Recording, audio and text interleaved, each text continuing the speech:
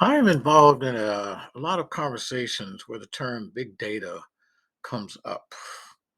There's a lot more information floating around these days than ever before, and it's being put to extraordinary new uses. Big data. So let's think about a few things here. Big data may change our way of thinking. The internet shaped how humanity communicates, but big data is a transformation in how society processes that information. It is much more than the internet. Big data is more than communication. We can learn from a large body of information, things we could not when we only used small amounts of data. So let's go back in time a little bit for that. When I first studied statistics for my doctorate, it was about sampling.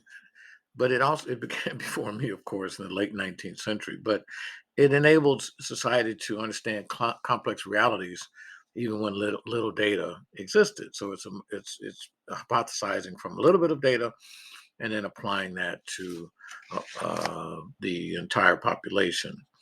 Well, why big data now? What's the big deal? Well, low cost storage to store data that was discarded earlier. There's a lot more powerful multi-core processors out there. Computing with minimal manpower via the cloud and advanced analytics, machine learning, artificial intelligence, etc.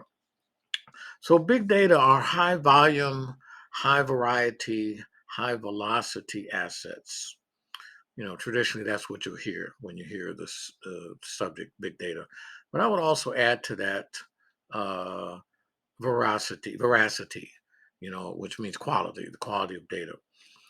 This requires new forms of processing to insight discovery.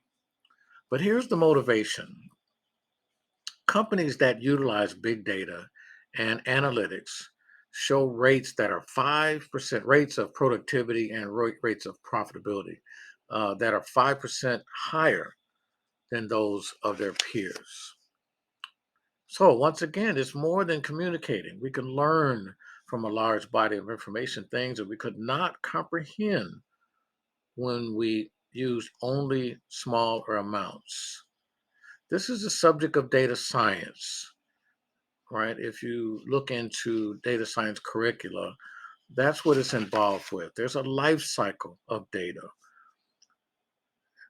When you acquire data, it's scattered at first, but then you aggregate that data. You then integrate it, making it relevant to the business goals, and you conduct some analysis of it. That then changes data into information and information into knowledge. Okay, useful information is knowledge. Um, and then you apply it, and then you log what you apply, and then the cycle goes again. It continues. I mean, so it is a cycle. All right. So knowledge is when you datafy the information. You'll hear that term a lot. But before I talk some more about datafy, let me just back up a minute and talk about the sources of data. Data can come from operational systems. Data can come from social media. Data can, well, the Internet of Things, of course, is providing a lot of data. Mobile sources, streaming data, external data. Now, this data can be structured or unstructured because, as I said earlier, data science is able to handle it's messy data. So we need to shed our preference for highly curated data as we did in the past. A bit of inaccuracy can be tolerated. We used to throw the outliers out. Lately, now I'm more interested in the outlier. What data caused that one data point to be off from all the others, right? So here's a new verb for you: datafy things. Datafy things. When I first heard that, I laughed at it, but it makes sense. We can transform the purpose of data. There's new forms of value now in this big data world. We've always statistically looked at patterns, causes versus correlations, the why versus the what, and often correlations and patterns.